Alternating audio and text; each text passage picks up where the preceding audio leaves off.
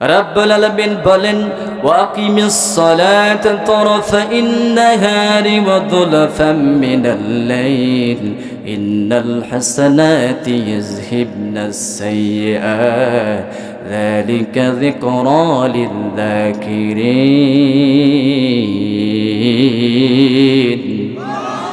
রাব্বুল আলামিন বলেন নবী হে আপনি সালাত আদায় করুন দিনের প্রথম প্রান্তরে, দিনের দ্বিপ্রহরে আর রাতের প্রথমাংশে, কারণ নিশ্চয়ই সালাত মন্দ কাজ দূরীভূত করে দিয়ে সালাত মানুষকে ভালো কাজের দিকে অগ্রসর বানিয়ে দেয়।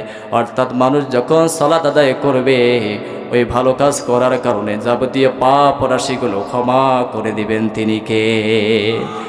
এই জন্য সালাত আদায় করার দরকার আছে না নাই? মুফাসসির কেরাম বলেছেন প্রথম প্রহর অর্থাৎ ফজরের কথা আল্লাহ বলেছেন, দিনের দ্বিপ্রহর অর্থাৎ জোহর আর আসর, আর রাতে প্রথমাংশ মাগরিব আর ইশা, এই পাঁচ ওয়াক্ত সালাতের কথা রব্বুল আলামিন এর কথা বলেছেন। কারণ আল্লাহ তাআলা এত সুন্দরভাবে বলেছেন যারা পাঁচ ওয়াক্ত সালাত আদায় করবে তাদের জীবনের গুনাহগুলো ক্ষমা করে দিবেন তিনি কে। এই জন্য নামাজ একটা এমন ইবাদত, সালাত একটা এমন ইবাদত, এই সালাত পড়লে বান্দা আল্লাহর নৈকট্যে চলে যায়, আল্লাহর প্রিয় হয়ে যায়। পৃথিবীতে এমন কোনো কি একটা আমল আছে যে আমলটা করলে সব কিছু একদম বাউন্ডারির ভিতরে চলে আসে?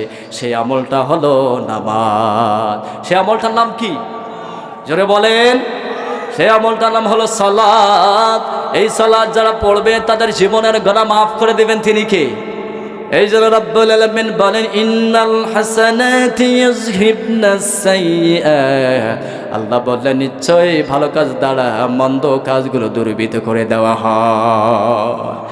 এই আয়াতটা যখন বিশ্বনবীদের সামনে নাযিল করা হলো, বিশ্বনবীজি সাহাবীদের সামনে বসা ছিলেন।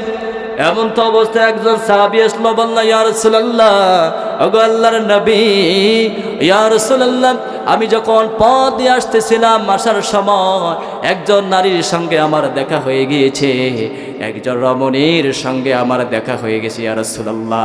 দেখা হওয়ার সময় আমি আমার নফসকে কন্ট্রোল করতে পারি নাই, যার কারণে ওই শয়তানের ধোকায় পড়ে ওই নারীর গালে আমি চুম্বন করেছি গো নবী।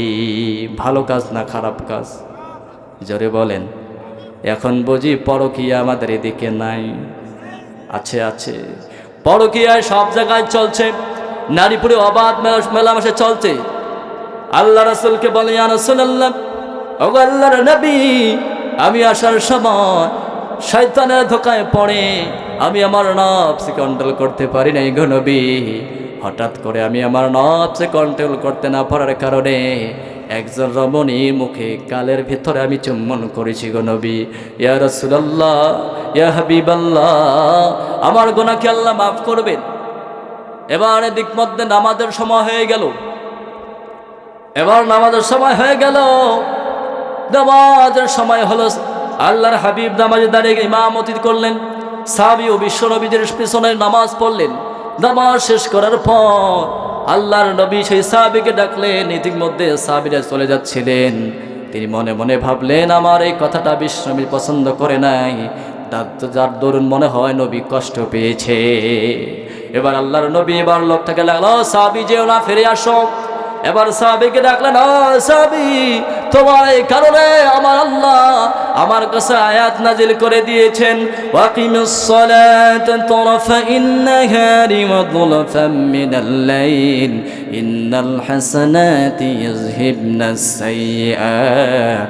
আল্লাহ বললেন, ও সাহাবী, নিশ্চয় যারা নামাজ আদায় করে দিনের তিন প্রহরে অর্থাৎ ফজর, জোহর, আসর, মাগরিব যারা নামাজ আদায় করে এই ভালো কাজ করার কারণে রব্বুল আলামিন তাদের মন্দ কাজগুলো দূরীভূত করে দেয়। আরেকবার বলেন সুবহানাল্লাহ। নামাজ পড়লে কেমনে গুনাহ মাফ হয় আপনাদেরকে আরেকটু শোনাচ্ছি।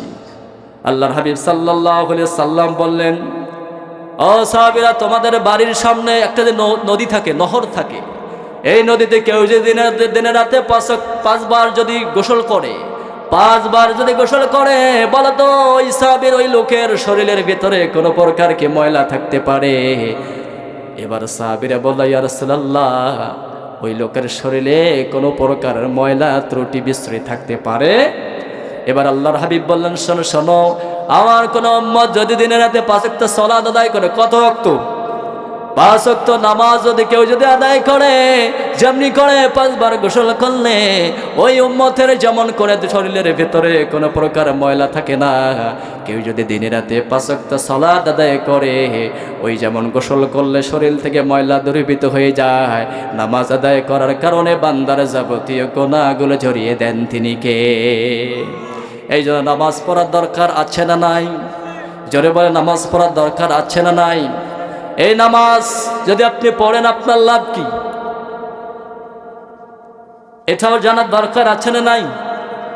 আপনি যদি নামাজ পড়েন, আল্লাহ আপনাকে সম্মানী বানায় দেবেন, আল্লাহ আপনাকে সম্মানী বানায় দেবেন, আল্লাহ আপনাকে সম্মানী বানায় দেবেন। কারণ এই নামাজে পারে মানুষদেরকে অশ্লীলতা, খারাপ কাজ থেকে ফেরায় রাখতে, ঠিক কিনা? যদি আপনি একজন নামাজি, প্রকৃত নামাজি হন, একজন আল্লাহর প্রিয় নামাজি বান্দা হয়ে যান, কখনো কোনো নামাজি হারাম কাজ করতে পারে নাকি? কোনো নামাজি চেনায় যেতে পারে নাকি? কোনো নামাজি জনগণের মাল কি মেরে খেতে পারবে নাকি? কোনো নামাজি রাস্তার বাজেট আসলে সে টাকা মেরে খেতে পারবে নাকি? নামাজ তাকে বাধা দেবে, কারণ রব্বুল আলামিন বলেন, ইন্নাস সালাতা তানহা আনিল ফাহশাই ওয়াল মুনকার। আল্লাহ বললেন, নবী হে, নিশ্চয়ই যারা নামাজ আদায় করে, নিশ্চয়ই যারা নামাজ আদায় করে, নামাজ আদায় করার কারণে, ভালো কাজ করার কারণে এই নামাজটা যাবতীয় অশ্লীল, বেহায়াপনা, খারাপ কাজ থেকে বিরত রাখে। বলেন সুবহানাল্লাহ। তার মানে নামাজ পড়লে নামাজ তাকে অশ্লীলতা, বেহায়াপনা কাজ থেকে বিরত রাখে, ঠিক কিনা? এই নামাজ পড়ার দরকার আছে না নাই? আবার নামাজ পড়লে আল্লাহ রাব্বুল আলামিন বলেন, قد أفلح المؤمنون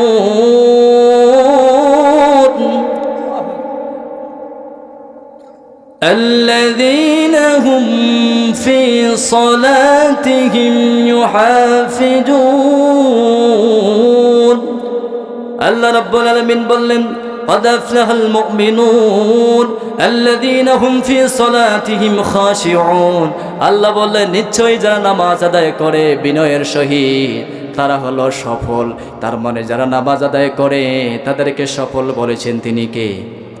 যারা নামাজ মনোযোগ সহকারে আদায় করে তাদেরকে সফল বলেছেন তিনি কে? قد أفلح المؤمنون الذين هم في صلاتهم خاشعون। নিশ্চয়ই যারা সাফল্যিত, নিশ্চয়ই তারা সাকসেস, যারা নামাজে মনোযোগ সহকারে আদায় করে, যারা খুশু হুজুর সহিত নামাজ আদায় করে, যারা বিনয়ের সহিত নামাজ আদায় করে, তাদেরকে সাকসেসফুল বলেছেন তিনি কে? এই জন্য নামাজ যখন পড়বেন বিনয়ের সহিত পড়ার দরকার আছে না নাই? নামাজ পড়লে সম্মানিত করে দিবেন তিনি কে? সালাত আদায় করলে সম্মানিত করে দেন তিনি কে? সালাত কায়েম করো, সালাত কায়েম করো, হবে জান্নাতি তুমি, হবে সম্মানিত তুমি, হবে সম্মানিত তুমি, হবে জান্নাতি তুমি। দেবে কাল হাসরের শীতল ছায়ায় আরশে আজিম, রব্বিয়াল আলা, রব্বিয়াল আজিম, রব্বিয়াল আলা, রব্বিয়াল আজিম। সালাত কায়েম করো, সালাত কায়েম করো, হবে সম্মানিত তুমি, হবে জান্নাতি তুমি। দেবে কাল হাসরে শীতল ছায়ায় আরশে আজিম, রব্বিয়াল আলা, রব্বিয়াল আজিম। পড়েন আমিন। তার মানে নামাজ পড়লেন রব্বুল আলামিন সম্মানিত করে দেন।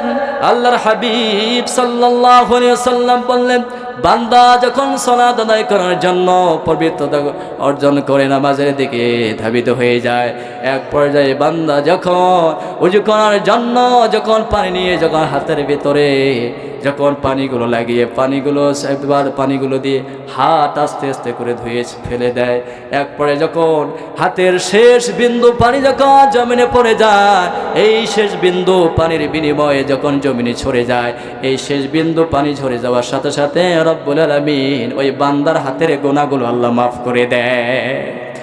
আবার বান্দা যখন মুখের ভেতরে যখন পানিটা লাগায় দেয় উজুর পানি, উজুর পানি যখন মুখ থেকে যখন ঝরে পড়ে যায়, শেষ বিন্দু পানি গড়িয়ে চলে যাওয়ার কারণে রব্বুল আলামিন মুখের যত প্রকার সাগীরা গুনাহ আছে সব গুনাহগুলো শেষ বিন্দু পানির সাথে আল্লাহ ঝরিয়ে দেয়। সুবহানাল্লাহ। আবার বান্দা যখন পা যখন ধৌত করে, পা যখন ধুয়ে ফেলে, পা যখন ধোয়া হয়ে যায়, পানিটা যখন শেষ বিন্দুটা যখন জমিনে গড়িয়ে পড়ে যাওয়ার জন্য প্রস্তুতি গ্রহণ করে, আস্তে করে যখন শেষ বিন্দুটা পানিটা যখন জমিনে পড়ে যায়, এই পায়ের গুনাহগুলো এই পানির সঙ্গে রব্বুল আলামিন ঝরিয়ে দেয়। সুবহানাল্লাহ। আমার প্রিয় ভাইরা, আল্লাহর হাবিব সাল্লাল্লাহু আলাইহি সাল্লাম বললেন, লা ঈমানা লিমান লা আমানাতা লাহু, অর্থাৎ যার আমানত নাই তার ঈমান নাই, যার আমানতদারি নাই তার ঈমান নাই। এরপর বিশ্বনবী বললেন, ওয়ালা সালাতা লিমান লা তুহরু লাহু, অর্থাৎ যার পবিত্রতা নাই তার নামাজ নাই। অপবিত্র অবস্থায়, নাপাক অবস্থায় আপনি কি নামাজ আদায় করতে পারবেন? কথা বলেন না কেন? তার মানে অপবিত্র অবস্থায় নামাজ চলবে না, অর্থাৎ যার পবিত্রতা নাই তার নামাজ নাই। এরপর আল্লাহর হাবিব সাল্লাল্লাহু আলাইহি সাল্লাম বললেন, ওয়ালা দীনা লিমান লা সালাতা লাহু, অর্থাৎ যার নামাজ নাই তার দিন নাই, যার নামাজ নাই তার দিন নাই। তার মানে নামাজ আছে যেখানে মুমিন থাকবে, মানে যেখানে নামাজ থাকবে সেখানে মুমিন থাকবে, আর যেখানে নামাজ থাকবে না সেখানে কে থাকবে না? মুমিন থাকবে না, সেখানে থাকবে শয়তান। এই জন্য নামাজ পড়তে রাজি আছেন? নামাজ পড়তে রাজি আছেন? এরপর আল্লাহর হাবিব বললেন, ইন্নামা মাউদিউস সালাতি মিনাল দিনাম কামা দিউর রাসি মিনাল জাসা, যেমনি করে মাথার শরীরের ভেতরে যেমন করে মাথার মর্যাদা, তেমনি করে দিন ইসলামের ভেতরে নামাজের মর্যাদা হলো তেমন। সুবহানাল্লাহ। ইসলামের মূল ভিত্তি পাঁচটা। কয়টা? জোরে বলেন। বুনিয়াল ইসলাম আলা খামস শাহাদাতি আল্লা ইলাহা ইল্লাল্লাহ ওয়া আন্না মুহাম্মাদান আবদুহু ওয়া রাসূলুহু। ইসলামের মূল ভিত্তি হলো পাঁচটা। এক নম্বর, ঈমান আনতে হবে। ঈমান এনেছি কার ওপর? ঈমান এনেছি কার ওপর? আমরা সাক্ষ্য দিয়েছি আল্লাহ তুমি ছাড়া কোনো ইলাহ নাই, মুহাম্মদ সাল্লাল্লাহু আলাইহি সাল্লাম আল্লাহর প্রেরিত রাসূল, আল্লাহর প্রেরিত দূত, আল্লাহর প্রিয় নবী। এই নবীকে যদি কেউ গালি দেয়, ও মুসলমান বলেন তো, কোন মুসলমানদের শরীরে এক ফোঁটা রক্ত থাকাকালীন কোন মুসলমান কি মেনে নিতে পারে? জোরে বলেন। আজকে আমার নবীকে অনেক মানুষ কিন্তু মানতে চায় না, আছে না নাই? অনেক নাস্তিক মুরতাদরা আছে, আমার রাসূলকে গালি দেয়, আছে না নাই?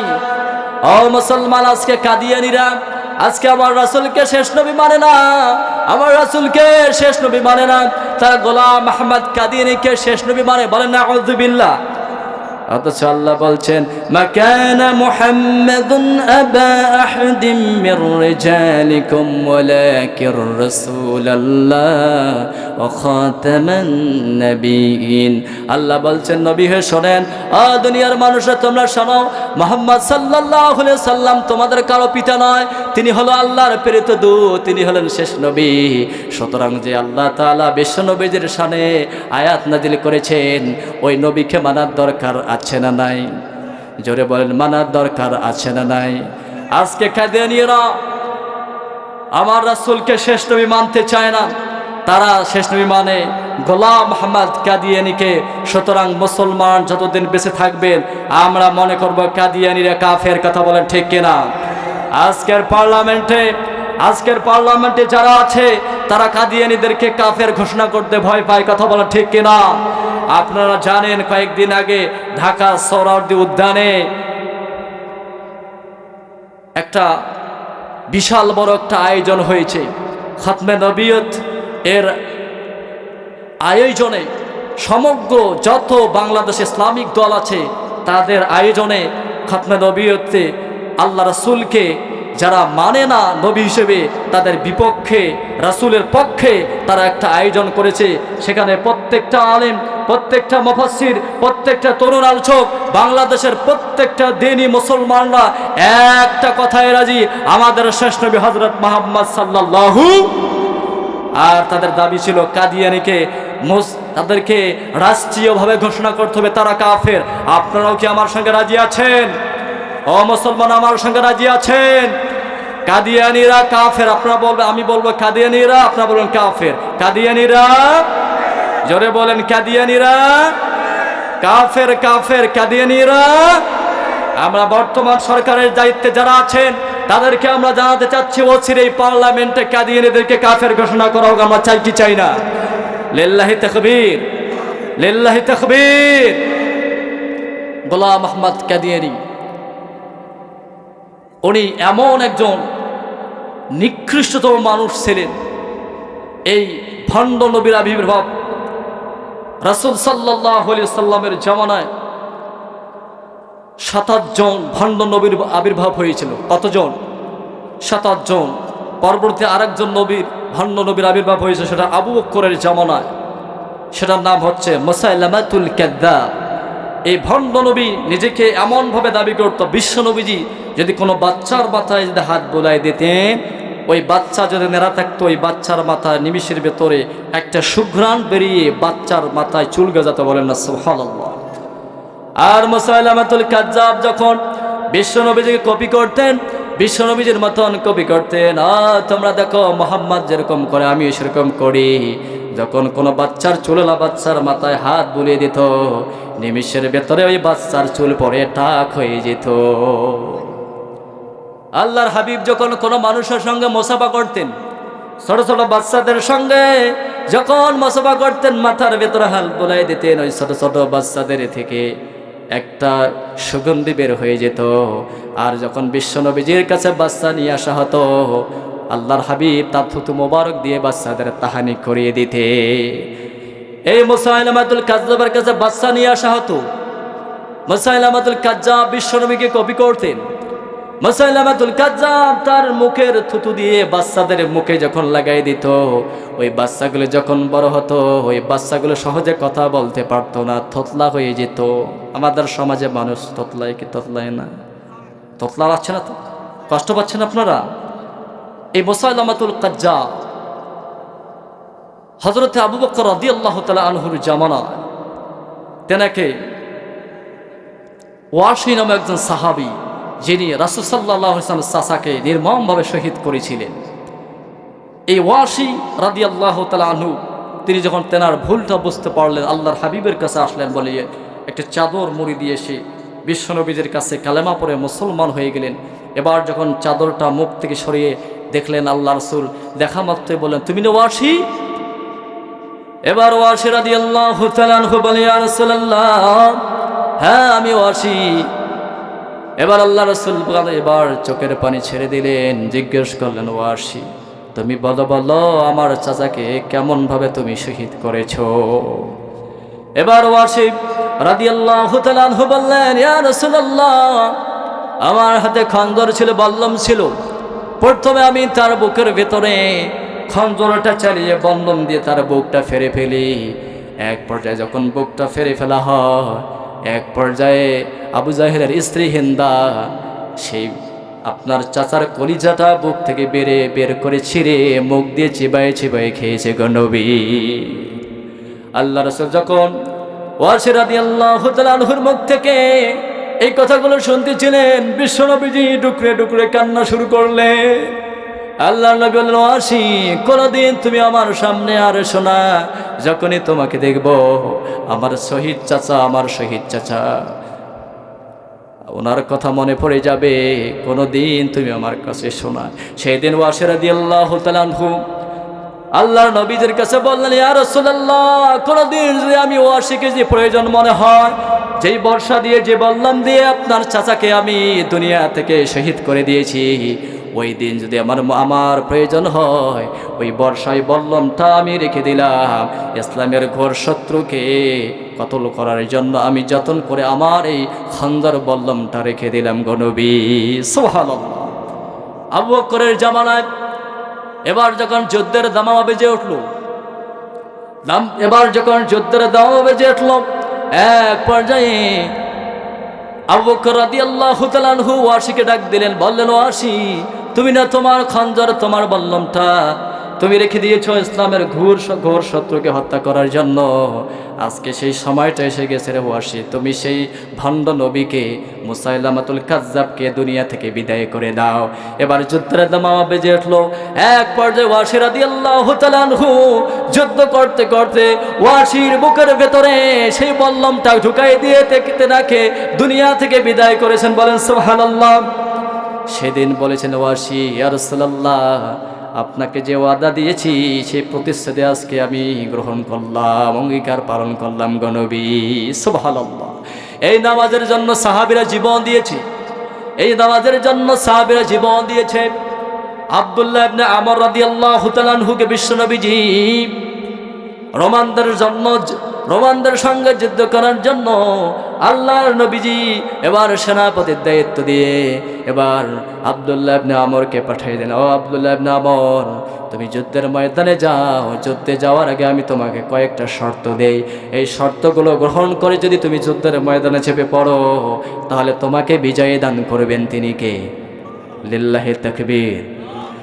আমর ইবনে আস রাদিয়াল্লাহু তাআলা আনহু এবার বিশ্বনবীদের কথাগুলো মনোযোগ সহকারে শুনলেন। রাসূলের নীতি কেমন ছিলেন দেখেন। বললেন, আব্দুল্লাহ ইবনে আমর, শোনো, তুমি তাদের সামনে যে আগে কালেমার দাওয়াত দিবা, কালেমার দাওয়াত যদি তো গ্রহণ না করে তাদেরকে দ্বিতীয় শর্তের কথা বলবা। আগে তাদের সামনে যে আগে তাদের উপর আক্রমণ চালাবা না রে আব্দুল্লাহ। এক পর্যায়ে আল্লাহ রাসূল বললেন, আব্দুল্লাহ শোনো, দ্বিতীয় হলো খবরদার, তুমি বৃদ্ধদের ওপর আক্রমণ করবা না, আঘাত করবা না। 3 নাম্বার, শিশুদের ওপর আক্রমণ করবা না। 4 নাম্বার, তুমি নারীদেরকে হত্যা করবা না। এই 4টা শর্ত মেনে এবার আব্দুল্লাহ ইবনে আমরকে বিশ্বনবীজি পাঠালেন যুদ্ধের ময়দানে। রোমানদের সঙ্গে যুদ্ধের ময়দানে যখন পৌঁছে গেলেন, সেদিন ছিল বুধবারের দিন। এবার বুধবারের দিন পৌঁছার পর তিনি তাদেরকে আহ্বান করলেন, কিন্তু এ রোমান কাফেররা আব্দুল্লাহ ইবনে আমরের কথা কোনো কর্ণপাত করলেন না। এবার বুধবার দিন চলে গেল, বৃহস্পতিবার দিন আসলো, ওনাদেরকে আহ্বান করলেন, তারপরও ওনারা শুনলেন না। এক পর্যায়ে কাফেররা, রোমান সৈন্যরা এই ফন্দি করলো যে মুসলমান শুক্রবার দিন কিসের নামাজ পড়ে। আপনারা কি কষ্ট পাচ্ছেন আমার কথায়? এবার কাফেররা ফন্দি করলো যে আমরা তাদের সঙ্গে আগে যুদ্ধে পেরে উঠতে পারবো না, কারণ মুসলমানরা যেখানে যায় তাদেরকে বিজয় দান করেন তিনি কে? আর জোরে বলেন না তিনি কে? এক পর্যায়ে তারা ফন্দি করলো মুসলমানরা শুক্রবার দিন জুমার নামাজ পড়ে। আমাদের সমাজে এমন কিছু মানুষ আছে ভাইয়েরা, জুমার নামাজের সময় বাড়িতে ঘুমায়, এরকম লোক আছে না নাই? জুমার নামাজের সময় হলে রাস্তায় খেলাধুলা করে, নামাজ না পড়ে আশেপাশে ঘোরাফেরা করে, অথচ জুমার নামাজ হেলায় কাটায় দেয়, ওয়াক্তি নামাজ কাটায় দেয়, এরকম লোক আছে না নাই? এক পর্যায়ে কাফেররা ফন্দি করলো শুক্রবারের দিন যখন তারা নামাজে দাঁড়িয়ে যাবে তখন আমরা তাদের উপর আক্রমণ করব। এক পর্যায়ে দিন এবার শুক্রবার দিন আসলো। আব্দুল্লাহ ইবনে আমর সময় গুনতে লাগলেন, দেখতে দেখতে জুমার নামাজের সময় হয়ে গেল। এবার সৈন্যবাহিনীদের বলে, সৈন্যবাহিনীরা, তোমরা নামাজের জন্য প্রস্তুতি গ্রহণ করো, কারণ কাফেরদের কোনো খবর নাই, সুতরাং তাদের জন্য আমরা আমাদের নামাজটা মিস দিতে পারি। এক পর্যায়ে আব্দুল্লাহ ইবনে আমর এবার নিজের সেনাপতির দায়িত্ব নিয়ে এবার সামনে ইমামতির দায়িত্বের সামনে দিয়ে অগ্রসর হলেন। এবার প্রত্যেকটা সাহাবী তাদের মাল সাবান অস্ত্রগুলো সেই সামনের ভিতরে রেখে দিলে। এক পর্যায়ে যখন নামাজ শুরু হয়ে গেল, এক রাকাত নামাজ শেষ, 2 রাকাত নামাজে যখন সাহাবীরা রুকুতে চলে যাবে, রুকুতে যাওয়ার পর এবার যখন সেজদাতে চলে গেছে, এক পর্যায়ে পেছন থেকে রোমান সৈন্যবাহিনীরা মুসলমানদের উপর আক্রমণ শুরু করে দিয়েছেন। বলেন তো, ওই তাদের যুদ্ধের যন্ত্রপাতির একটা শব্দ আছে না নাই? তলোয়ারগুলোর শব্দ আছে না নাই? এক পর্যায়ে আব্দুল্লাহ ইবনে আমর যখন দ্বিতীয় রাকাতে সেজদায় চলে গেছে, সেজদায় দিয়ে তিনি শুনতে পাচ্ছে কাফেররা, রোমান সৈন্যবাহিনীরা মুসলমানদের উপর আক্রমণ করেছে। এক পর্যায়ে আব্দুল্লাহ ইবনে আমর নামাজও ছেড়ে দিতে পারে না, কি করবেন তিনি বুঝতে পারতেছিলেন না। এক পর্যায়ে তার নামাজের দিকে সৈন্যবাহিনীরা আক্রমণ করতেছে, আক্রমণ করেছে, মুসলমান সৈন্যবাহিনীগুলোকে কচু কাটার মতো করে ফেলতেছে। এক পর্যায়ে আব্দুল্লাহ ইবনে আমর রাদিয়াল্লাহু তাআলা আনহু এবার নামাজকে তিনি প্রাধান্য দিলেন। এবার নামাজ যখন শেষ হয়ে গেল, এবার নিমিষের ভেতরে এবার তাদের সামনের তলোয়ারগুলো নিয়ে এবার কাফেরদের রোমানদের সঙ্গে যুদ্ধে এবার ঝাঁপিয়ে পড়েছে। সুবহানাল্লাহ। তার মানে সাহাবীরা নিজের জীবন দিয়ে দিয়েছে নামাজের জন্য, সাহাবীরা নিজের জীবনকে দিয়েছে নামাজের জন্য। অথচ আপনাকে আমাকে আল্লাহ কত সুন্দর করে বানিয়েছেন, এত সুন্দর একটা বডি দান করেছেন, এত সুন্দর একটা চেহারা দান করেছেন। কিয়ামতের ময়দানে যদি আল্লাহ আমাদেরকে জিজ্ঞেস করেন, এই প্রশ্নের উত্তর জবাবকে আপনারা দিতে পারবেন? কথা বলেন না কেন? এবার আব্দুল্লাহ ইবনে আমর যুদ্ধের ময়দানে ঝাঁপিয়ে পড়লেন। এক পর্যায়ে যুদ্ধ চলতেছে, নিমিষের ভেতরে সব সৈন্যবাহিনীদেরকে কচু কাটা করে এবার কালেমার বিজয় আসমানের দিকে পথ করে উত্তোলন করেছেন। বলেন সুবহানাল্লাহ। এরকম বাংলার জমিনে কালেমার পতাকা উড়ুক, আমরা চাই কি চাই না? জোরে বলেন, চাই কি চাই না? এই নামাজ পড়লে রব্বুল আলামিন বললেন, নামাজ পড়বে যারা তাদেরকে আল্লাহ জান্নাত দেবেন। এই জান্নাতের মেহমান আপনারা হতে চান কি চান না? জোরে বলেন, জান্নাতে যেতে চান কি চান না? রব্বুল আলামিন বলেন, ওয়াল্লাযীনা হুম আলা সালাতিহিম ইউহাফিজুন উলাইকা ফি জান্নাতিম মুকরামুন। আল্লাহ বললেন, যারা নামাজের ব্যাপারে পুরোপুরি যত্নবান হয়, যারা নামাজের ব্যাপারে পুরোপুরি যত্নবান হয়, আল্লাহ বললেন তারাই জান্নাতের ভেতরে সম্মানজনকভাবে তারা জান্নাতের ভেতরে থাকবে। সুবহানাল্লাহ। তার মানে আসসালাতু মেরাজুল মুমিনিন, নামাজ হলো মুমিনদের জন্য মেরাজ। তার মানে যারা নামাজ পড়বে তাদের মেরাজ অর্থাৎ আল্লাহর সঙ্গে সাক্ষাৎ করে দিবেন তিনি কে? এই জন্য নামাজ পড়ে জান্নাতে যেতে চান কারা কারা? লিল্লাহি তাকবীর। আল্লাহ হাতগুলোকে কবুল করেন, পড়ে না আমিন। আপনি যদি নামাজ না পড়ে আপনি মুসলমান থাকবেন না। আপনি যদি নামাজ না পড়েন আপনি মুসলমান থাকবেন না। কারণ এত সুন্দর নেয়ামত আপনাকে আল্লাহ দিয়েছেন, আমাকে দিয়েছেন। ও মানুষ, একটু নিজের চেহারার দিকে খেয়াল করো, একটু ফেরেশতার দিকে খেয়াল করো। আল্লাহ চাইলে কিন্তু আপনাকে আমাকে অসুস্থ করে হাসপাতালের বারান্দায় ফালায় রাখতে পারতেন কি পারতেন না? যে আল্লাহ তাআলা আপনাকে এত সুন্দর নেয়ামত দিয়েছে। রব্বুল আলামিন বলেন, ইয়া আইয়ুহাল ইনসানু মা গররাকা বিরাব্বিকাল কারীম الذي خلق فسواك فعدلك في أي صورة ما شاء ركبك كلا بل تكذبون بالدين وإن عليكم لحافظين। আল্লাহ তাআলা কত সুন্দর করে বললেন, ইয়া আইয়ুহাল ইনসান, ও দুনিয়ার মানুষকে লক্ষ্য করো, মা গররাকা বিরাব্বিকাল কারীম, ও মানুষ কিসে তোমাকে ধোকায় ফেলেছে? কোন জিনিস তোমার রব থেকে তোমাকে ফারক করেছে? অথচ তোমার রব তোমাকে সৃষ্টি করেছে। কোন জিনিস তোমার প্রভু থেকে তোমাকে ফারেক করেছে? একটু নিজের চেহারার দিকে তাকাও। আল্লাহ তাআলা কত সুন্দর বডি স্ট্রাকচার দিয়ে তৈরি করেছেন। নিজের চেহারার দিকে তাকান। আল্লাহ চাইলে আপনাকে মেডিকেলের বেডে শুয়ে রাখতে পারতেন।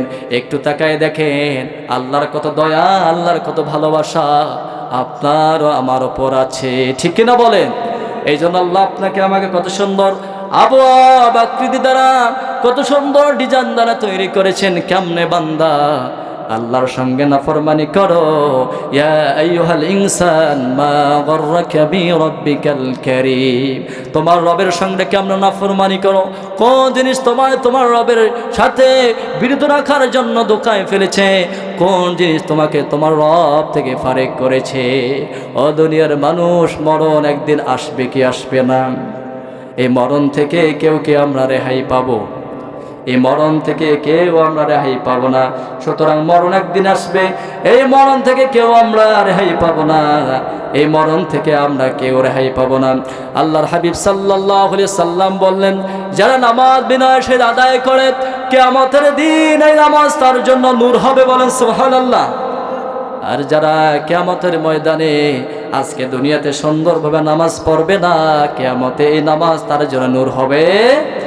নামাজ যারা সঠিক মতো আদায় করবে, কিয়ামতের ময়দানে এই নামাজ তার জন্য দলিল হয়ে যাবে।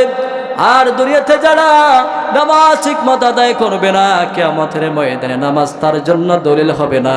সুতরাং যারা দুনিয়াতে নামাজ আদায় করবে না, কিয়ামতের ময়দানে আল্লাহর হাবিব বললেন কারুন, ফেরাউন, নমরুদ, হামান, কামানের সঙ্গে আল্লাহ হাসরে উঠাবে। নাউযুবিল্লাহ। সুতরাং আপনারা মুসলমান হতে চান কি চান না?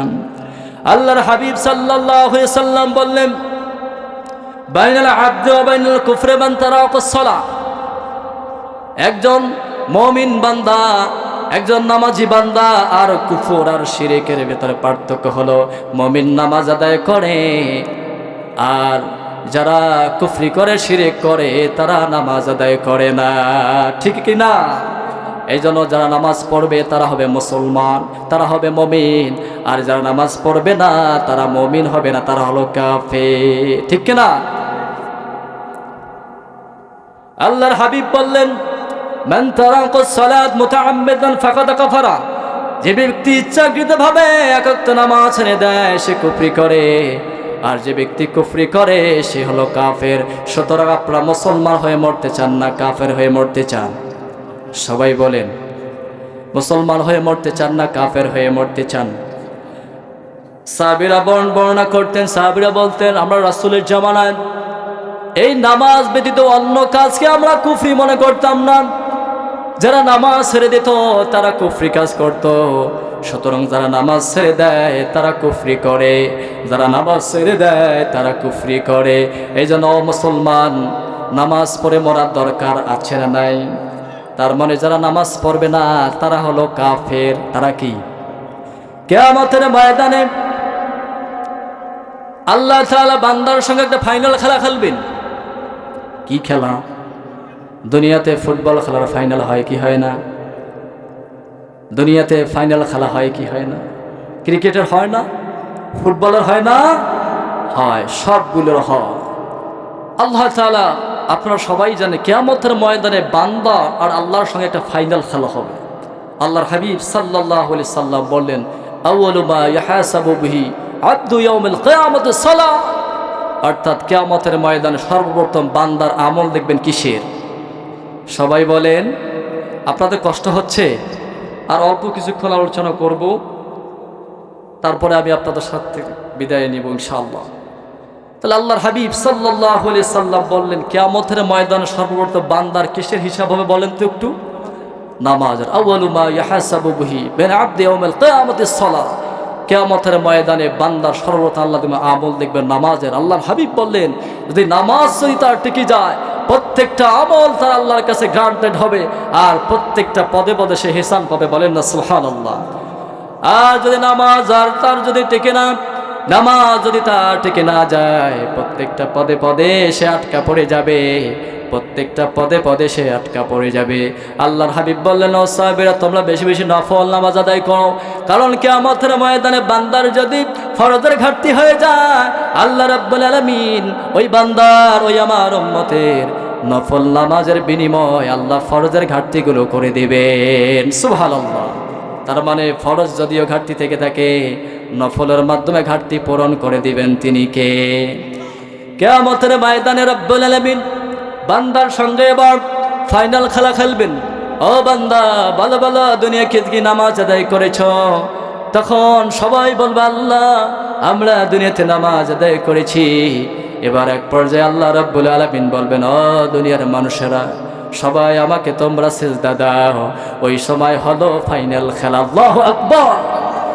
রব্বুল আলামিন বলেন ইয়াউমা ইউকশাফু আন সাকিন ওয়া ইউদআউনা ইলাস সুজুদি ফালা ইস্তাতিউন।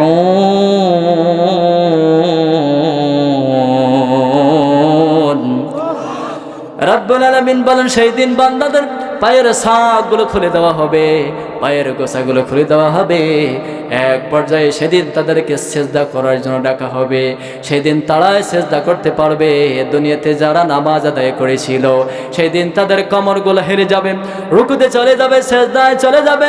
আর দুনিয়াতে যারা রুকু করে নাই, সেজদা করে নাই, আল্লাহ তাআলার নিয়ামতের শুকর আদায় করে নামাজ আদায় করে নাই, শরীরটা সুস্থ ছিল তারপরও নামাজ আদায় করে নাই, সেই দিন তাদের কোমরগুলো কিন্তু বাঁকা হবে।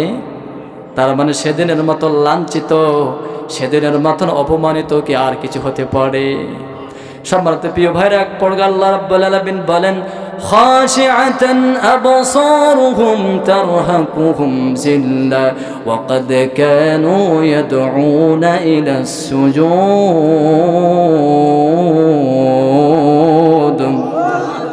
রাব্বুল আলামিন বলেন, সেই দিন তাদের চক্ষুগুলো, এই যে চক্ষুগুলো নিম্নগামী হয়ে যাবে, তারা হীনতায় পড়ে যাবে, তারা লজ্জায় পড়ে যাবে।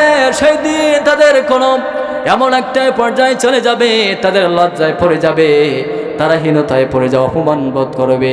অথচ দুনিয়াতে যারা সুস্থ ছিল, মানুষ তাদেরকে আল্লাহর কাজের জন্য ডাকতো, নামাজ পড়ার জন্য ডাকতো, কিন্তু তারা সেদিন তাদের কথায় তারা শোনে নাই। আজকে তার কারণে কিয়ামতের ময়দানে যারা দুনিয়াতে নামাজ পড়েছে তাদের কোমরগুলো হেলে যাবে, আর যারা নামাজ পড়ে নাই সেদিন তাদের কোমরগুলো হালবে না, তারা লজ্জিত অপমানিত হয়ে যাবে, ঠিক কিনা? আমার প্রাণপ্রিয় ভাইয়েরা, কিয়ামতের ময়দানে আপনাকে লাঞ্ছিত হতে চান? আপনাকে অপমানিত হতে চান? এই জন্য মুসলমান হওয়ার দরকার আছে না নাই? আজকে মুসলমান দাবি করি, মুসলমানিত্ব দাবি করি, কিন্তু মুসলমানিত্ব নয়। একজন মুমিনের বড় পরিচয় সে হলো নামাজি, কথা বলে ঠিক কিনা? যার ভেতরে নামাজ থাকবে সে মুসলমান, আর যার ভেতরে নামাজ থাকবে না সে কখনো মুসলমান হতে পারে? কেমন মুসলমান তুমি, কেমন মুসলমান, কেমন মুসলমান তুমি, কেমন মুসলমান, নামাজের সাথে নাই পরিচয়, মানো না কোরআন, তুমি কেমন মুসলমান, ঠিক কিনা বলে? কেমন মুসলমান তুমি, কেমন মুসলমান, কেমন মুসলমান তুমি, কেমন মুসলমান, নামাজের সাথে নাই পরিচয়, মানো না কোরআন, তুমি মানো না কোরআন। তুমি রমজান এলে রাখো না রোজা, দিনকে করো আঘাত, পয়সা করির নেই কো অভাব, দাও না তো যাকাত। এরকম লোক আছে না নাই?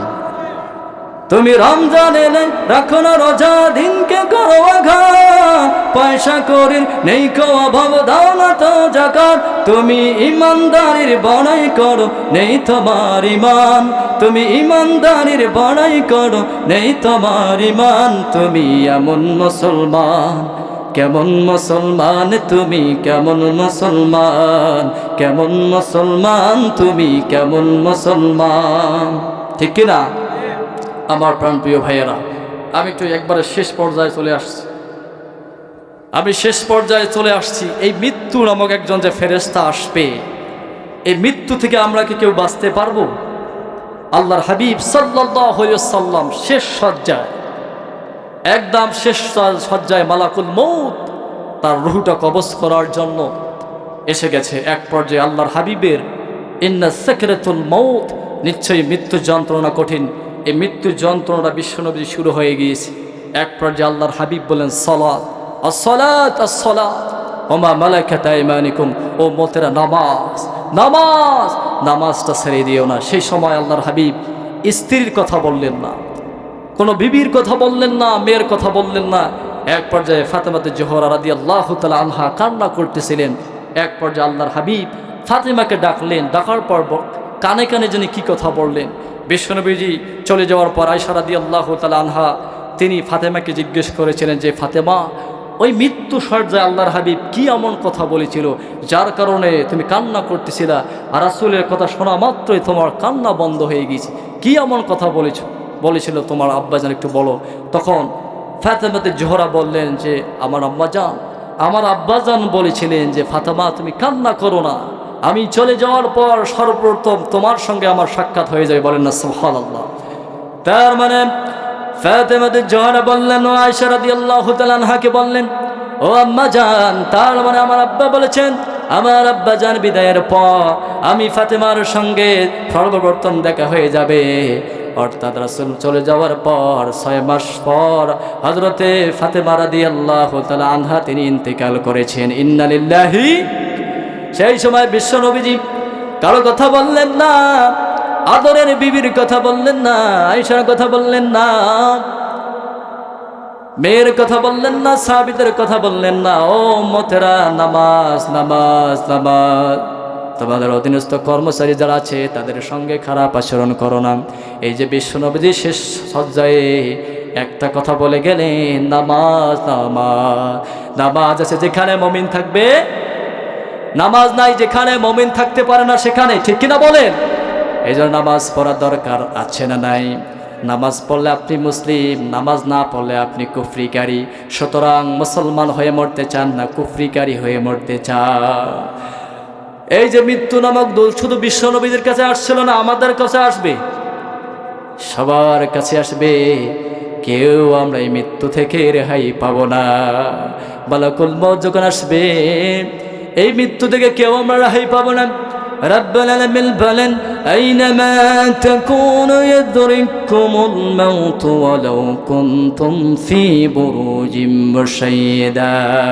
আল্লাহ বলেন, ও দুনিয়ার মানুষ, যদি তোমরা জমিনের ভিতরে বড় বড় অট্টালিকা তৈরি করে থাকো, বড় বড় প্রাসাদ তৈরি করে থাকো, সেখানেও মালাকুল নামক একজন দূত আছে, সেখানে পৌঁছাবে।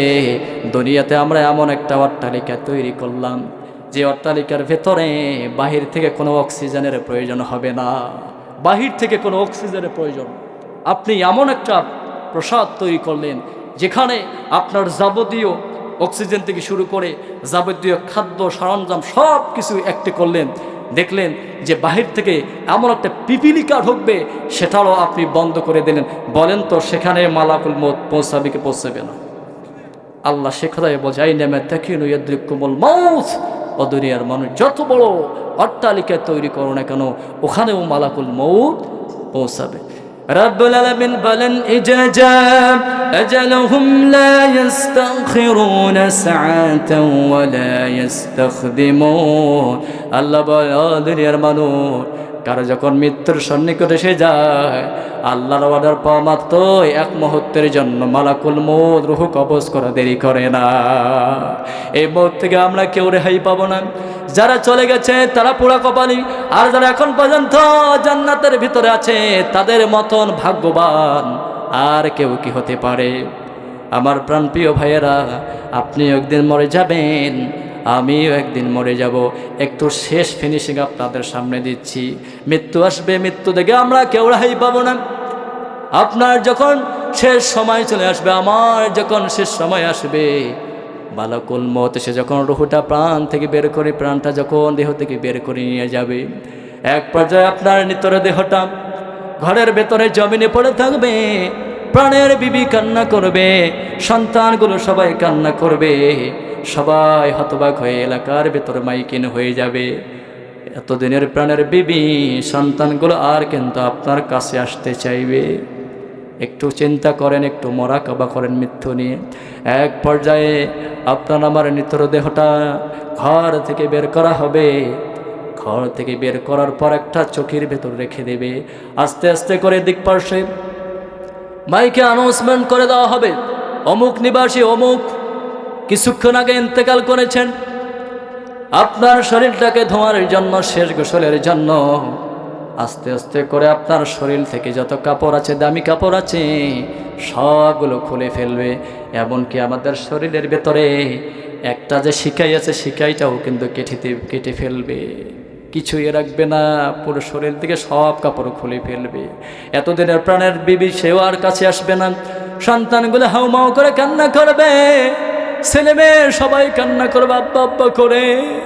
কেউ সামনে আসবে না, কেউ আর সামনে আসতে চাইবে না ভয়ে। এক পর্যায়ে এদিক মধ্যে বড়ই পাতার গরম পানি যখন প্রস্তুত হয়ে যাবে, আপনাকে শেষ গোসলের জন্য তারা প্রস্তুতি গ্রহণ করবে। শেষ গোসল করে এবার খাটলিতে রাখবে।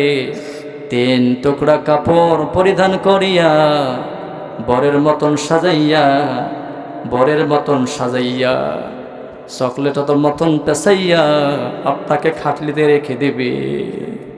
এরকম দিন আপনার আমার আসবে কি আসবে না? ও মুসলমান, চিন্তা করো কার জন্য কি করো। এই জন্য আল্লাহ বারবার বলেন, ইয়া আইয়ুহাল ইনসানু মা গররাকা বিরাব্বিকাল কারীম। ও দুনিয়ার মানুষ, তোমার রব থেকে কোন জিনিস ফারেক করেছে? অথচ তোমার রব কত সুন্দর আকৃতি ডিজাইন দিয়ে তৈরি করেছেন। কেন তুমি রবের নামাজ পড়ো না? রবের সঙ্গে মোলাকাত করো না? কেন তুমি জান্নাতে যেতে চাও না? আল্লাহর হাবিব সাল্লাল্লাহু আলাইহি সাল্লাম বললেন, দুই শীতলকারী সালাত যারা আদায় করবে তারা জান্নাতে প্রবেশ করবে। বলেন সুবহানাল্লাহ। অর্থাৎ ফজরের নামাজ, আসরের নামাজ যারা পড়বে তাদেরকে জান্নাতে দিবেন তিনি কে? এই জন্য জান্নাতে যাওয়ার দরকার আছে না নাই? এক পর্যায়ে আপনাকে আমাকে চকলেটের মতন পেঁচাইয়া, আতর গোলাপ সুরমা লাগা চন্দন লাগাইয়া শেষ বিদায়ের জন্য, শেষ নামাজ পড়ার জন্য দাঁড়িয়ে যাবে। কত সুন্দর শরীর থেকে, মৃতদেহ থেকে পারফিউম দিয়ে শরীরটাকে সাজিয়ে দেবে সুন্দর করে বরের মতো। এক পর্যায়ে সবাই বলবে অমুক সাহেব আর নাই, অর্থাৎ অমুক সাহেব বলবে না, আপনার দেহটাকে, আপনার শরীরটাকে বলবে লাশ, ঠিক কিনা বলে? সাজিয়ে গুজিয়ে দে মোরে সজনী তোরা, সাজিয়ে গুজিয়ে দে মোরে, সাজিয়ে গুজিয়ে দে মোরে সজনী তোরা, সাজিয়ে গুজিয়ে দে মোরে। বড়ই পাতার গরম জলে শোয়াইয়া মশারির তলে, বড়ই পাতার গরম জলে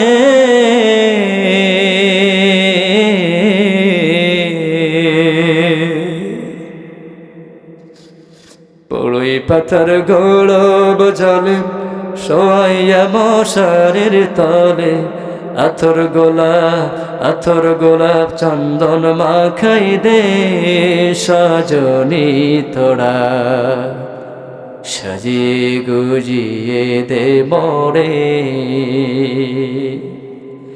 এত রঙিন এত কাপড় ভাল লাগে না কিছুতে মন, এত রঙিন এত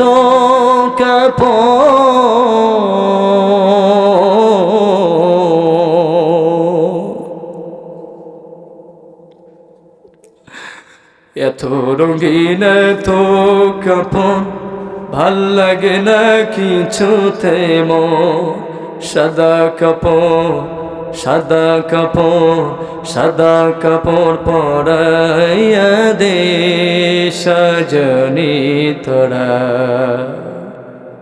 সাজিয়ে গুজিয়ে দে মোরে,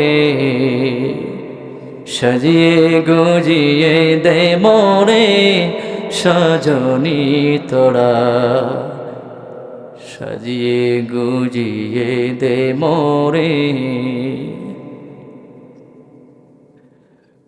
আমার ভাইয়েরা, আস্তে আস্তে করে আপনার নিতর দেহটা সে জানাজার নামাজ পড়ে কবরের দিকে চলে যাবে। অনেক আত্মীয় স্বজন মাটি না দিয়ে চলে যাবে, অনেক আত্মীয় স্বজন সবাই আপনাকে শেষ বিদায়ের জন্য কবরস্থান পর্যন্ত ওই 3 টুকরা কাপড় পরাই দিয়া 3.5 হাত মাটিতে দাপন করার জন্য যাইতে থাকবে। এরকম দিন মনে হয় আপনাদের কেউ আসবে না। আপনাদের কি এই দিন এই দিনটা আসবে কি আসবে না? আমার প্রিয় ভাইয়েরা, একটু লক্ষ্য করেন। এবার আস্তে আস্তে করে আপনার নিতর দেহটা, আমার নিতর দেহটা কবরে নিয়ে যাইতে থাকবে। এক পর্যায়ে আপনি মনে মনে ভাববেন, আমি মনে মনে ভাববো যে আমার ছেলে দাঁড়িয়ে আছে, আমার আত্মীয় স্বজন দাঁড়িয়ে আছে। এক পর্যায়ে আপনার নিতর দেহটা কবর রেখে দিবে।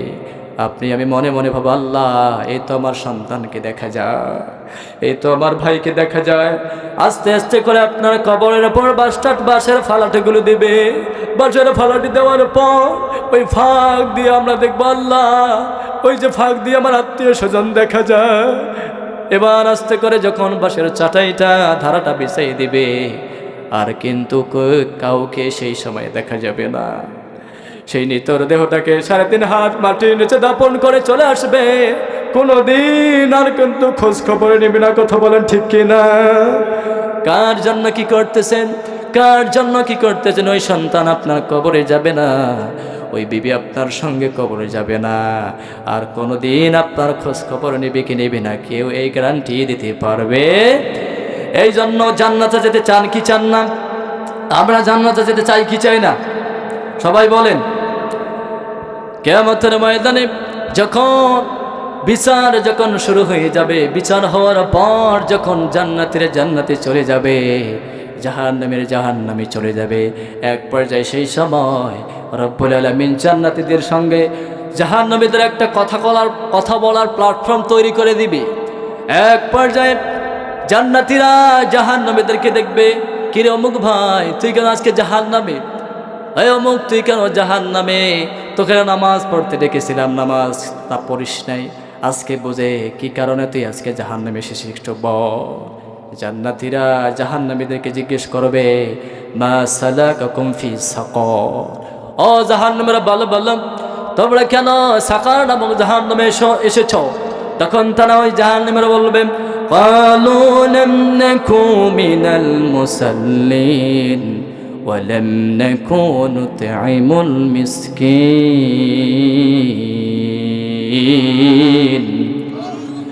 এবার যখন জান্নাতীরা জাহান্নামীকে জিজ্ঞেস করবে, ও জাহান্নামীরা তোমরা কেন আজকে জাহান্নামে এসেছো বলো বলো, তখন জাহান্নামীরা বলবে, ও জান্নাতি ভাইয়েরা, দুনিয়াতে আমরা মুসল্লি ছিলাম না, দুনিয়াতে আমরা নামাজ পড়ি নাই, নান্নাকু মিনাল মুসাল্লি, আমরা দুনিয়াতে নামাজি ছিলাম না, ওয়ালাম নাকু নুতঈমুল মিসকিন, আর দুনিয়াতে আমরা অভাবীদেরকে খাদ্য খাওয়াই নাই, যার কারণে রব্বুল আলামিন আমাদেরকে জাহান্নামে দিয়েছে।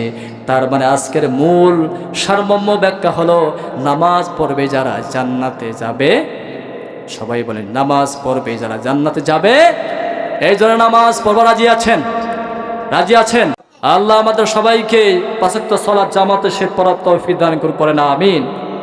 মা বোনরা অনেকে আসছে, মা বোনদের জন্য এই ছোট্ট একটা হাদিস বলেই বিদায় দেবে ইনশাআল্লাহ। বর্তমান সমাজে সবচেয়ে ক্রাইসিস চলতেছে ডিভোর্স, তালাক। সবচেয়ে ক্রাইসিস চলতেছে ডিভোর্স আর তালাক। ঘরে ঘরে এই রহরহ ঘটনা। স্বামীর অবর্তমানে স্ত্রীগুলো পরকীয়া করে, প্রেম করে, আবার স্ত্রীর অবর্তমানে স্বামী প্রেম করে।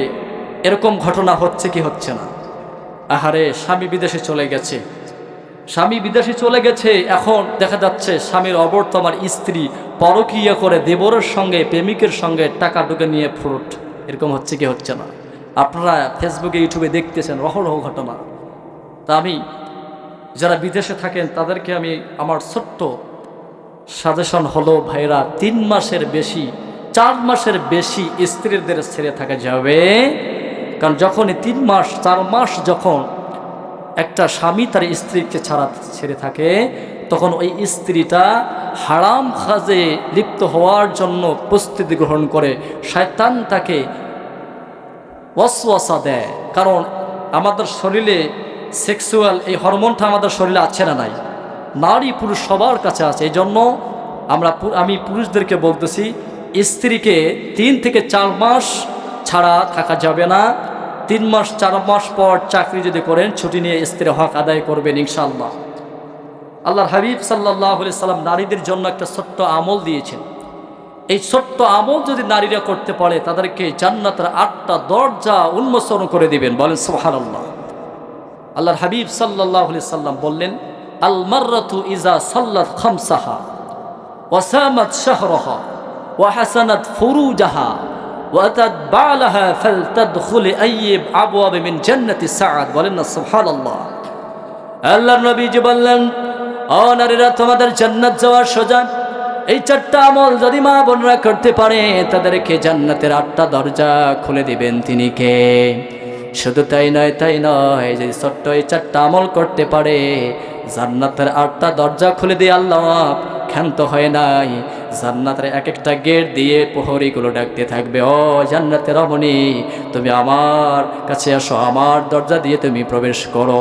চারটা কাজ হল আল্লাহর হাবিব বলেন, ইজা সাল্লাত খামসাহা, দিনে রাতে নারীরা 5 ওয়াক্ত নামাজ আদায় করবে। কয় ওয়াক্ত? 4 ওয়াক্ত। জোরে বলেন। 5 ওয়াক্ত নামাজ নারীরা করবে। শুধু নারীরা করবে না, পুরুষরাও করবে। 1 নম্বর নারীদের আমল হলো দিনে রাতে 5 ওয়াক্ত সালাত আদায় করবে। 2 নম্বর হলো ওয়াসামাত শাহরাহা, 2 নম্বর হলো রমজানুল মুবারকের নারীরা সিয়ামগুলো পালন করবে। 3 নম্বর হলো ওয়াহসানাত ফুরুজাহা, নারীরা তাদের লজ্জা স্থানকে হেফাজত করবে। তার মানে নারীরা তাদের সতীত্ব হেফাজত করবে। আল্লাহর হাবিব সাল্লাল্লাহু আলাইহি সাল্লাম বললেন, ও সাহাবীরা, ও আমার উম্মতেরা, তোমরা যদি 2টা জিনিসের গ্যারান্টি দিতে পারো, আমি নবী তোমাদের গ্যারান্টি দিলাম, তোমাদেরকে জান্নাতে নিয়ে যাওয়ার জন্য আমি নবী নিজেই জামিনদার হয়ে যাব। জিনিস কয়টা? জোরে বলেন। আপনাদের কষ্ট হচ্ছে? এটা বলেই বিদায় নেব ইনশাআল্লাহ। তাহলে আল্লাহ রাসূল বললেন কয়টা জিনিস? 1 নম্বর, 2 চোয়ালের মধ্যবর্তী যে বস্তুটা আছে, বলেন তো এটার নাম কি? লিসান। কি নাম? জিবা। আল্লাহর হাবিব বলেন, এই মুখের লাগাম যে ঠিক রাখতে পারবে, অর্থাৎ মুখ দিয়ে মিথ্যা কথা বলবে না, হারাম খাবে না, গীবত করবে না, চকলখড়ি করবে না, সে তার মুখের লাগাম রাখবে। আল্লাহর হাবিব সাল্লাল্লাহু আলাইহি সাল্লাম বলেন, যারা মুখ দিয়ে সদা সর্বদা মিথ্যা কথা বলে, জমিনে আল্লাহ তাকে মিথ্যাবাদী হিসেবে পরিচয় করে দেয়। আর যারা সদা সর্বদা জবান দিয়ে সত্য কথা বলে, রব্বুল আলামিন জমিনে তাকে সত্যবাদী হিসেবে পরিচয় করে দেয়। বলেন সুবহানাল্লাহ। আর যারা সত্য কথা বলে, আল্লাহর পার্লামেন্টে ওই সত্যবাদীর নামটা আল্লাহ পার্লামেন্টে লিখে দিয়ে দেন। সুবহানাল্লাহ। আর যারা সমাজে মিথ্যা কথা বলে, আল্লাহর পার্লামেন্টে ওই বান্দার নামটা মিথ্যাবাদী হিসেবে লিখে দেন। তিনি কে? এজন্য মিথ্যা কথা বলা যাবে নাকি? গীবত করা যাবে নাকি? চকলখড়ি করবেন? তার মানে জবানটা হেফাজত করা দরকার আছে না নাই? জবান দিয়ে হুজুরকে গালি দিবেন, ইমামকে গালি দিবেন, মুয়াজ্জিনদেরকে গালি দিবেন। ও যুবক ভাইয়েরা, নামাজটা যদি ঠিক মতো পড়ো, কারণ নামাজই পড়ে যাবতীয় অশ্লীলতা, বেহায়াপনা, সুদ, ঘুষ, এই যে বর্তমান সমাজে মাদক আছে না? আপনাদের দিকে মাদক আছে না? আহারে, মাদকটা যেভাবে ছড়িয়ে পড়েছে, আমার যুবক ভাইরা ধ্বংস হয়ে যাচ্ছে। বিশেষ করে ইয়াবাটা, এই ইয়াবা ট্যাবলেটের কারণে অনেক যুবক ধ্বংস হয়ে যাচ্ছে। আপনারা কিছুদিন আগে একটা ময়মনসিংহের ঘটনা শুনেছেন, যে নেশার জন্য বাবা মা টাকা দেয় নাই বিধায় আগে বাবাকে কুড়াল দিয়ে চোটে একদম দুনিয়া থেকে বিদায় করে দিয়েছে। এবার মাটার কাছে টাকা চেয়েছে, মাটা টাকা দেয়নি। এবার মাটাকে 2 হাত দিয়ে ফাঁস লটকায় এবার মাটাকে হত্যা করেছে। এক পর্যায়ে পুলিশ যখন তার বাবা মাকে খোঁজা শুরু করেছে, সে কোথায় রাখছে জানেন? ঘরের মেঝে পাকা ছিল, এটা খুঁড়ে মাটির নিচে দাফন করে দিয়েছে। কত বড় নিকৃষ্টতম কাজ করেছে। নেশায় যুবকরা ধ্বংস হয়ে যাচ্ছে, মাদকে যুবকরা ধ্বংস হয়ে যাচ্ছে। আল্লাহ পাক আমার এই যুবক ভাইদেরকে মাদক থেকে হেফাজত করুক, পড়ে না আমিন। এই মাদক থেকে বাঁচতে হলে যুবকদের নামাজ পড়তে হবে ইনশাআল্লাহ। তাহলে আল্লাহ রাসূল বললেন 2টা জিনিস। 1 নম্বর জবানের হেফাজত, 2 নম্বর এই যে 2 রানের মধ্যবর্তী উরুটা আছে, অর্থাৎ লজ্জাস্থানের হেফাজত যারা করতে পারবে, তাকে জান্নাতে নিয়ে যাওয়ার জন্য জামিনদার হবেন মুহাম্মদ সাল্লাল্লাহু। আল্লাহর হাবিব বললেন 2টা জিনিস হেফাজত যারা করতে পারবে, 1 নম্বর হলো জবানের হেফাজত, 2 নম্বর হলো 2 রানের মধ্যবর্তীর হেফাজত, অর্থাৎ লজ্জাস্থানের হেফাজত। এই 2টা হেফাজত যারা করতে পারবে, তাদেরকে জান্নাতে নিয়ে যাওয়ার জন্য জামিনদার মুহাম্মদ সাল্লাল্লাহু আলাইহি সাল্লাম হয়ে যাবেন। সুবহানাল্লাহ। 1 নম্বর, নারীরা 5 ওয়াক্ত সালাত আদায় করবে। 2 নম্বর, নারীরা তাদের লজ্জাস্থানে হেফাজত করবে, সতীত্ব হেফাজত করবে। 3 নম্বর, রমজান মাসে রোজা রাখবে। 4 নম্বর, ওয়াতা'বালাহা, অর্থাৎ স্বামীর অনুগত্য করবে, স্বামীর অনুশাসনে চলবে, স্বামীর খেদমত করবে, স্বামী যেটা বলবে সেটা মানবে। কথা বলেন ঠিক কিনা? এখন মা বোনেরা মনে মনে বলতেছে, হুজুর খালি স্বামীরই খেদমত করার কথা বলে। মাঝে মাঝে তো স্বামীর ও স্ত্রীর খেদমত করার কথা দরকার। কি বলেন আপনারা?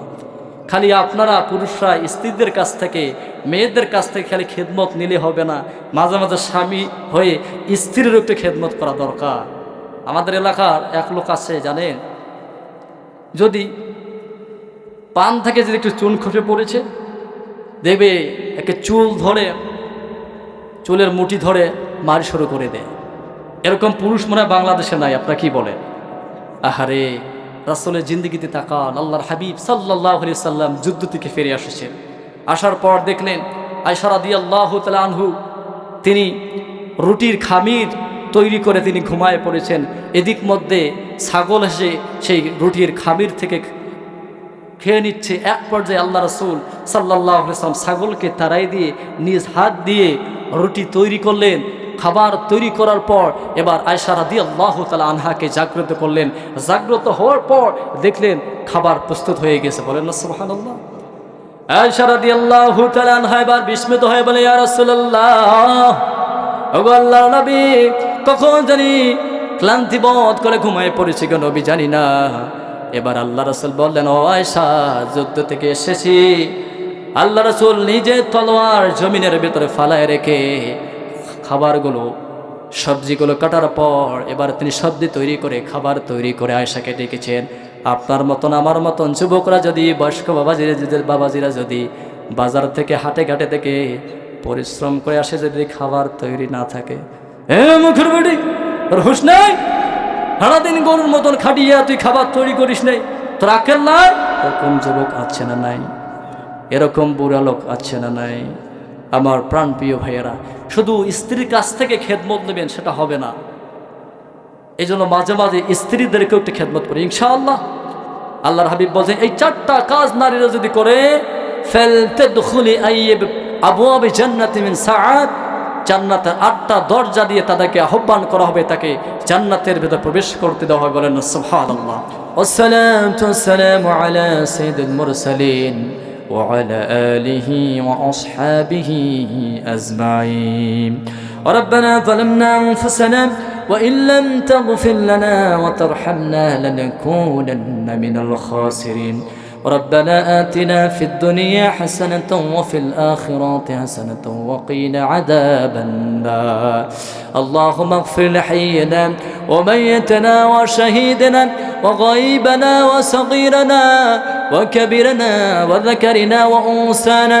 اللهم من أحييته منا فأحيه على الإسلام ومن توفيته منا فتوفه على الإيمان. اللهم لا تحرم نزره ولا تفتن بعده. اهدنا الصراط المستقيم من الصديقين الشهداء الصالحين. আয় আল্লাহ তাআলা তাকায়া দেখেন, ও দয়ার মালিক আল্লাহ, গভীর রজনী পর্যন্ত আয় আল্লাহ আমি অধম গুনাহগার তোমার সহিংসা দরবারে তোমার বান্দাদের নিয়ে তোমার সহিংসা দরবারে হাত তুলেছি। আল্লাহ মাবুদ, জীবনে কত গুনাহ করেছি জানি না আল্লাহ। রব্বুল আলামিন, গুনাহ দেখে যদি তাকাও তোমার জাহান্নাম ছাড়া কোনো উপায় নাই। তুমি রহমান, তুমি আজিজ, তুমি গফফার, তুমি করিম।